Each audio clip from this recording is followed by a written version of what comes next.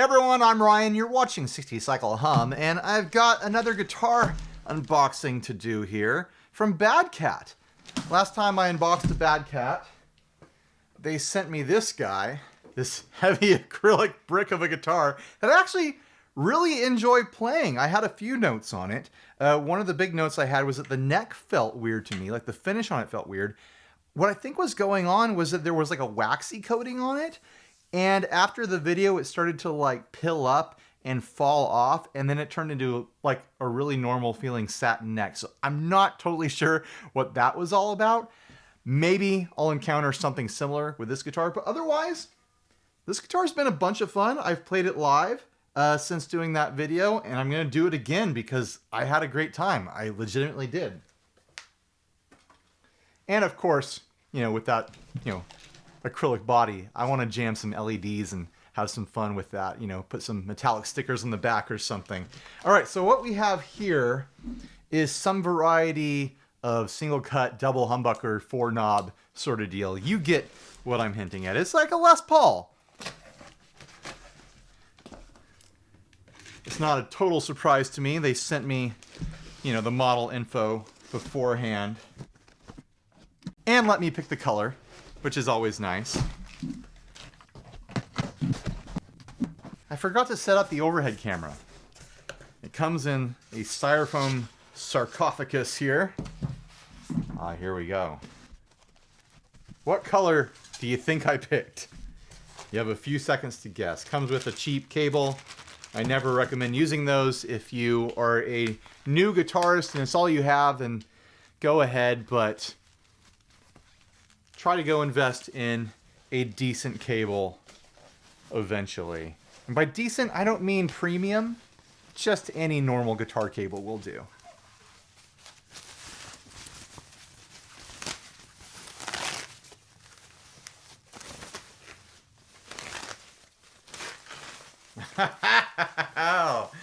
Oh, I love that.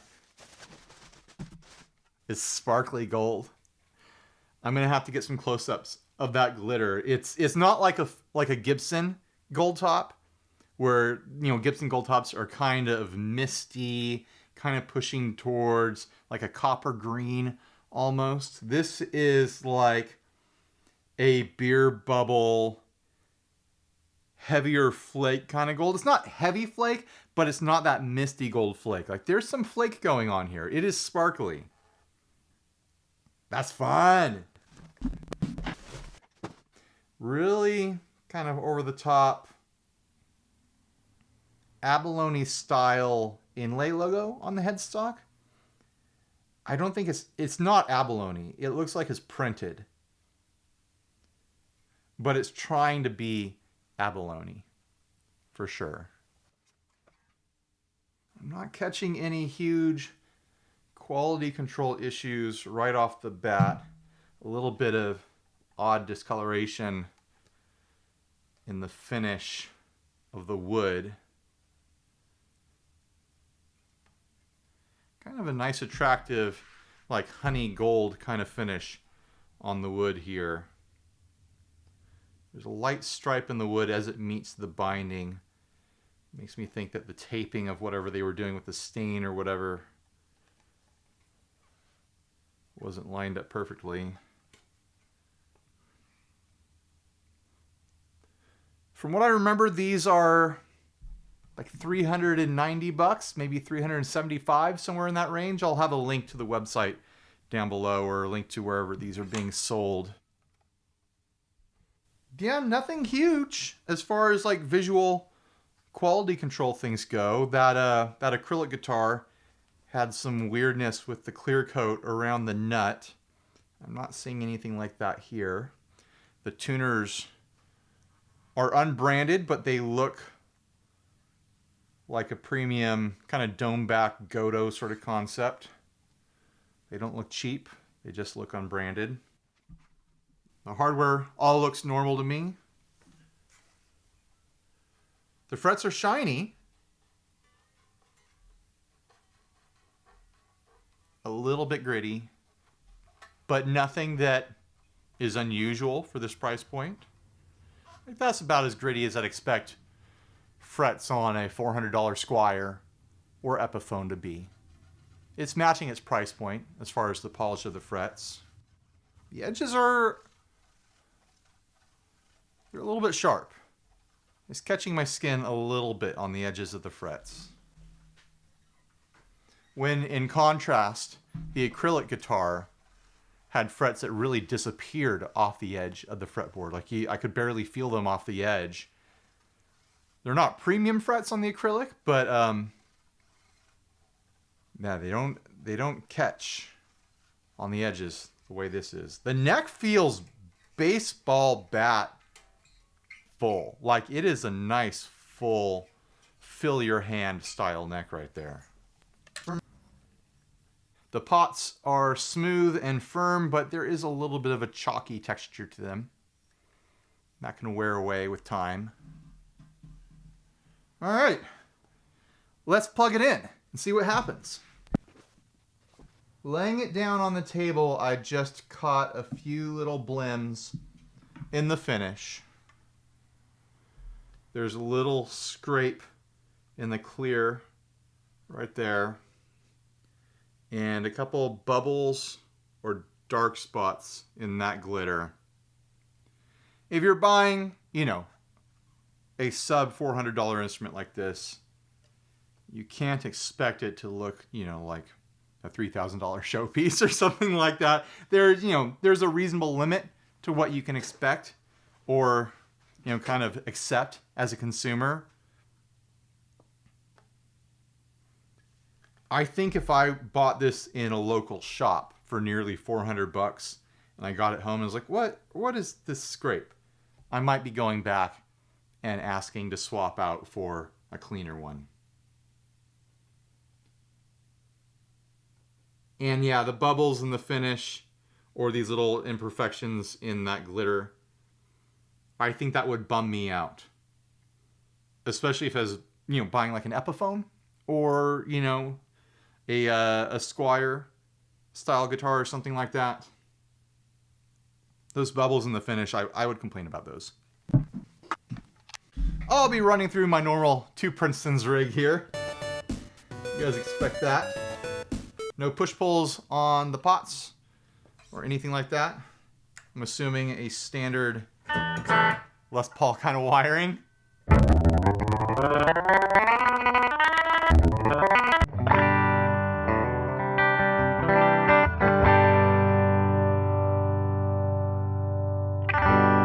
Let's pull off the clear plastic covers off those humbuckers just so they don't get in my way before I start playing it.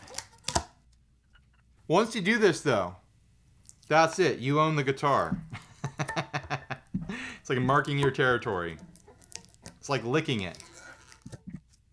People who leave the plastic covers on different parts of the guitars, they're telling the world that they're not committed. I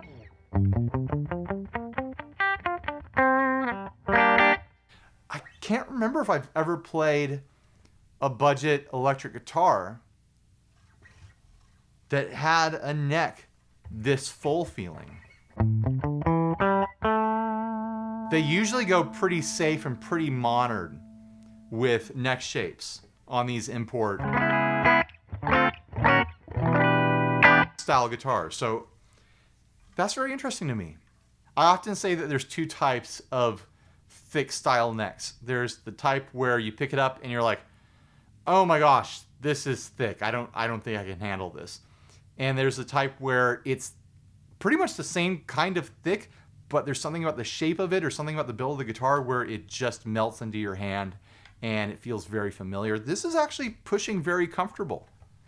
So it's pushed past the hump of being like, oh man, that's big. I don't know if I can handle that, to like, oh, maybe I can get into that. That's my initial first impression anyways.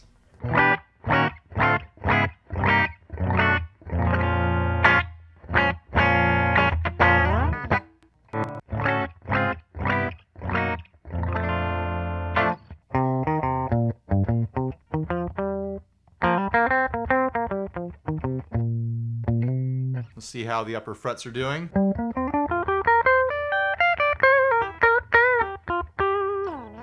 Nothing there.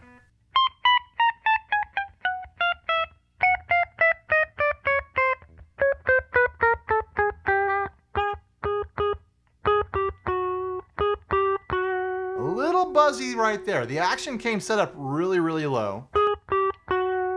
So I could raise that bridge a little bit and not be upset at all. If that bothered me. There's a little bit of a little buzz right there on the D string. It's just on the D string though. So yeah, I just raised the bridge a hair and I'll still have really decent action on this. Like it is really flat and fast the way it's set up right now. Honestly, for my personal preferences, I'd probably raise that bridge anyways. It's faster than I like a guitar to be. Let's try the neck pickup.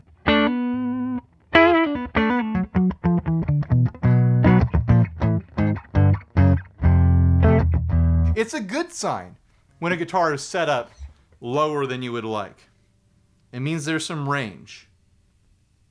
Kind of a similar thing on the inlays that I noticed on those Firefly guitars I covered years back, where the channel around the inlays is bigger than it needs to be and a little bit sloppy. Like you can see the tooling and then they floated the inlay in resin or epoxy of some sort. I'll put a close-up of all these details that I'm calling out on the screen. A little bit of dog hair in the finish up here of the neck, of the fretboard anyways. A little bit here and there across the fretboard. All right, that neck pickup. Sounds decently creamy. Definitely bigger and warmer than the bridge pickup.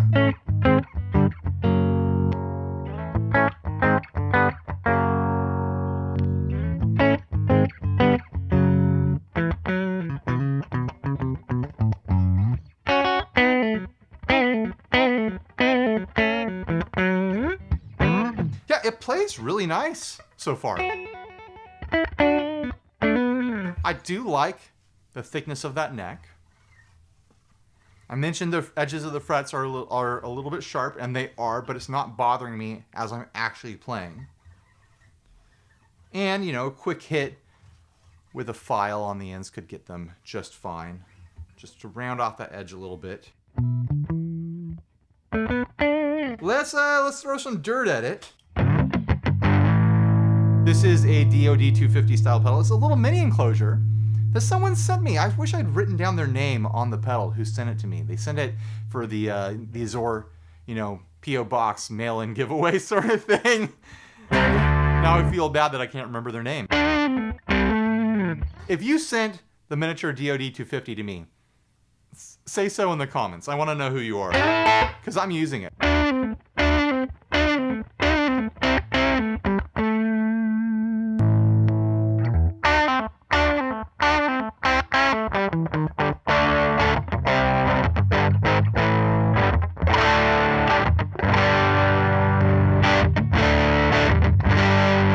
Sounds like it needs a fresh tune. It did just come out of the box.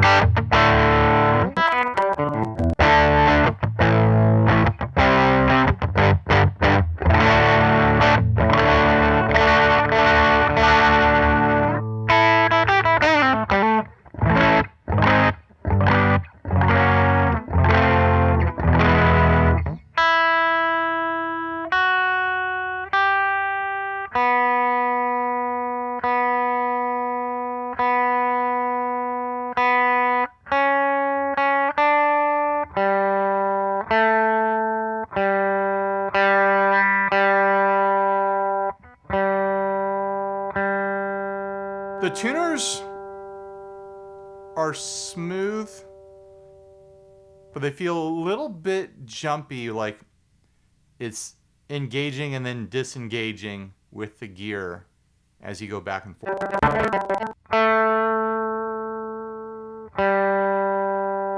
I'm looking down because I'm looking at my Peterson strobe tuner.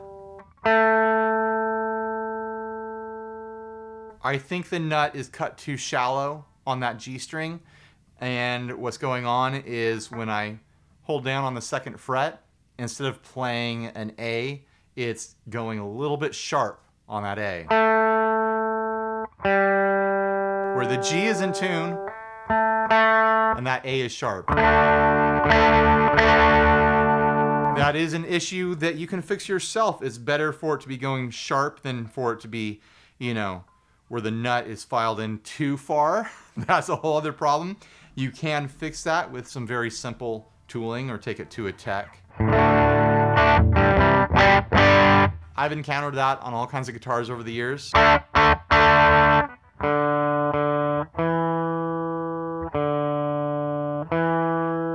Same thing on the D string.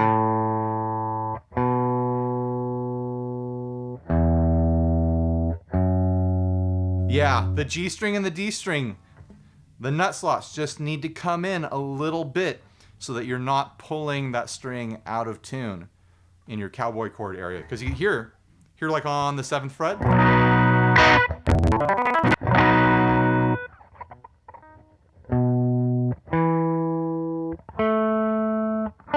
Yeah, maybe it's not going to be in tune on the 7th fret. Is the intonation off across the neck? The E is good. The A is fine. It could use a little tweak. The D is actually a little bit flat at the 12th fret. G is fine.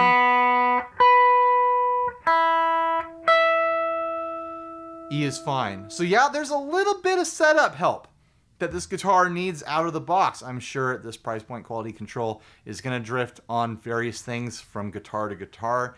But yeah, if I was gonna be playing this guitar live or using it in demos, I'd be addressing that nut depth on the D and the G string, and I need to make a quick tweak to the intonation of the D string to fix the 12th fret.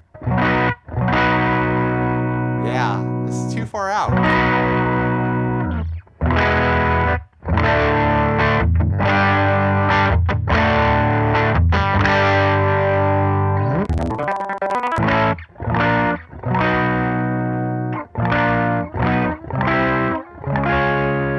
It just seems a little bit out across the whole fretboard for chording, right?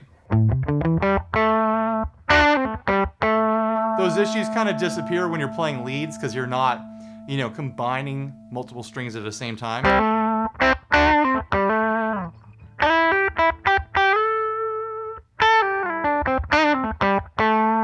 Let's go high gain.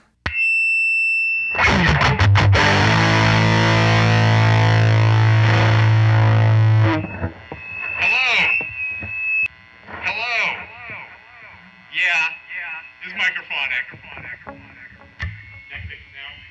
Yeah. Oh, yeah. That is microphonic. Hello? Hello? Hey.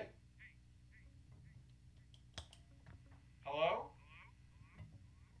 It can't handle that much gain. I don't have the amps super loud right now. I just don't.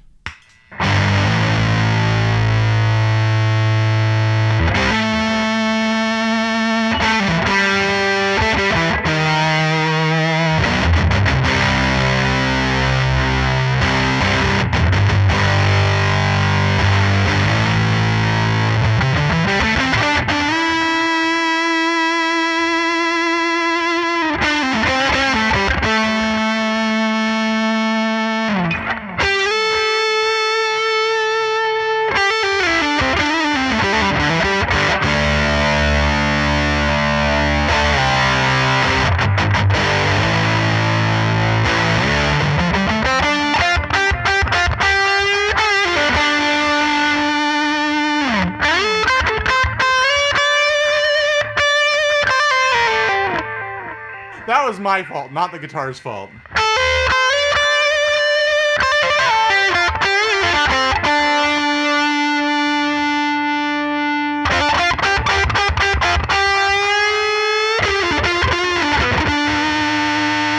Again, my fault.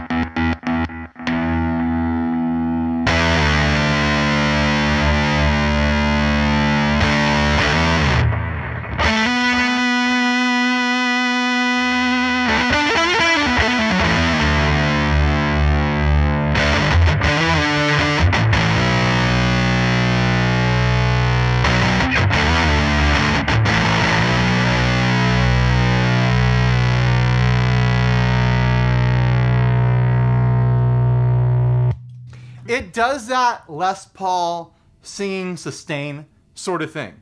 It's doing the thing. The neck is very comfortable to me. I am enjoying it. It doesn't seem to have that waxy feeling that I had on the acrylic Badcat. It looks like there's some polishing compound left on the finish on the headstock here. The pickups are the same amount of microphonic as a lot of the import guitars that I've been covering over the past couple of years. It seems like that's become the norm for whatever reason. So I'm willing to say at this point, if you're buying a guitar with covered humbuckers from an import builder,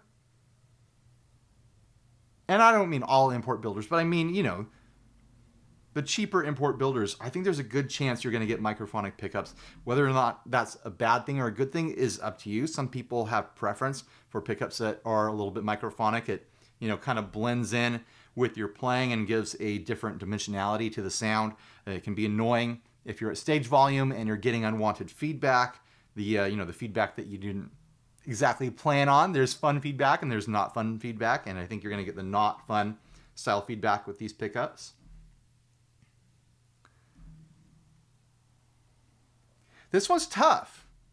It's not really tough.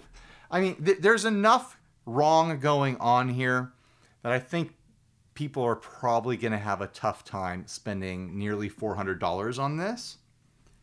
But I do like the finish for the most part. There are little flaws that I would eventually, you know, relic this guitar naturally to the point where those would not be the most noticeable thing if I was playing this guitar regularly.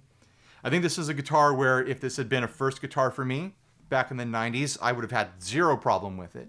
Playing at home in my bedroom and stuff like that. I think the playability is there. It needs a little bit of tweaking to the nut and to the intonation. This is no big deal. Everyone should figure out how to adjust their own intonation. You just should.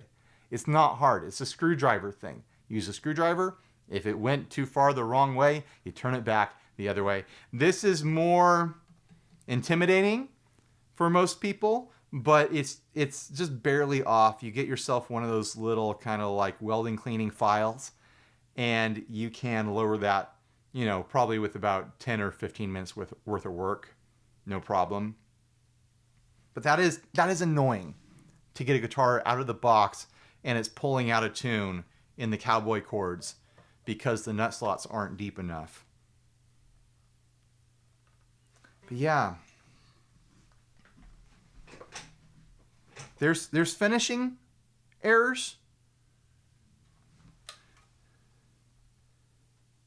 I can't figure out if this white dusting up here near the fretboard is in the finish or just polishing compound. It feels rough. It looks like it's wiping away, but it was pretty stuck on there. I don't know. What do you guys think? Should I do the work to make this thing play a lot better? I mean, I hate to say it. If this was a $200 guitar, I'd be like, what do you expect? There's going to be finishing flaws in a $200 guitar. There just is. There's going to be wonky nut and intonation settings out of the box with a $200 guitar. With a guitar that's nearly $400, I can't call this a pass.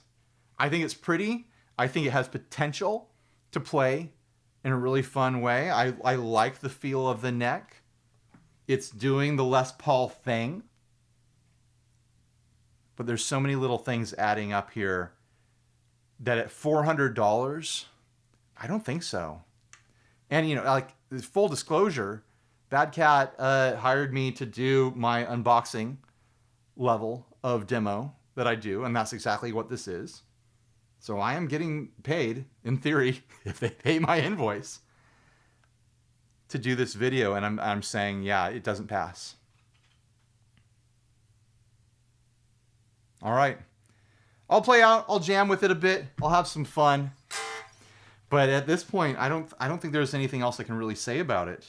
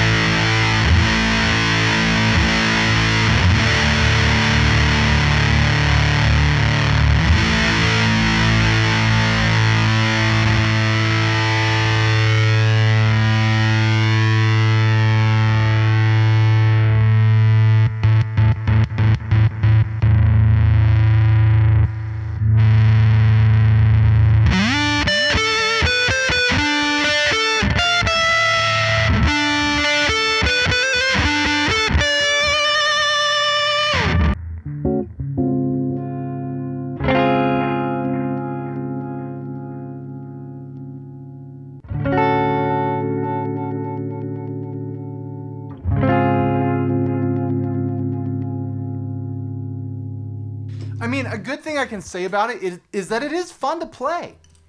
It's got the bones of a fun playing guitar. But let's add it up. Little blemishes in the finish that would be a bummer on an Epiphone or a Squier at this price point. So it's a bummer at this price point. Intonation in the bridge, that happens. Not a big deal. That is a bigger deal, especially for someone who's going to be buying a more budget instrument off the internet. Little finishing things like polishing compound and whatnot, that wipes away. Balanced against a guitar that is fun to play, and it is comfortable in my hand. I like this bigger neck. It is a more comfortable version of a bigger neck, and I do enjoy it. So if you're looking for a more affordable guitar that does the big neck thing, here it is. I do like the glitter finish. I think it is pretty looking. I think it is a pretty guitar. The clear coat is mirror finish. It doesn't have any orange peel or anything like that. The tuners are a tad bit jumpy, but firm enough that it's not really an issue at this price point. You guys tell me, for $400, or close to it, what do you think about this guitar? I still kind of feel like the quality control issues are more on par with a $200 style guitar as far as what you can get, imported over the internet these days. Sorry, Badcat. That's just the way it is. All right. Thanks for watching. Please like, subscribe, dislike, leave me rude and nasty comments. Support us on Patreon. Click the links. If you're curious about these guitars at all, click the links. Might as well, right? And you know what? Stay grounded. Bye, everybody.